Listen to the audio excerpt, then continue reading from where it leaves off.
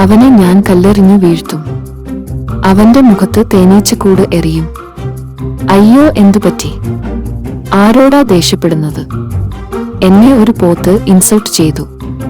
എന്റെ കണ്ണിൽ ഒരു ഈച്ച പോയപ്പോൾ കണ്ണു ചുവന്നതിന് അവൻ എന്നെ തക്കാളിക്കണ്ണൻ എന്ന് വിളിച്ചു. അതാണോ കാര്യം?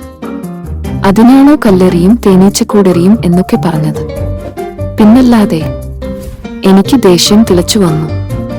അടങ്ങു ചേട്ടാ, ഞങ്ങൾ സഹായിക്കാം. എറിയാൻ തേനീച്ചക്കൂട് എടുത്തു കൊടുക്കാനാണോ സൂത്ര? ചെറിയ തെറ്റല്ലേ? അതിന് ചെറിയ ശിക്ഷ കൊടുക്കാം. എന്നിട്ട് സോറി പറയണം. അതെന്തിനാ? ഇതൊരു സൈക്കോളജിക്കൽ പരിപാടിയാ. ശിക്ഷ കഴിഞ്ഞു മാപ്പ്. അതാണ് വിദ്യ. തൽക്കാലത്തെ ദേഷ്യം മാറാൻ ചെറിയ ശിക്ഷ കൊടുക്കുക. അതുകഴിഞ്ഞ് സോറി പറഞ്ഞാൽ വഴക്കും മാറും.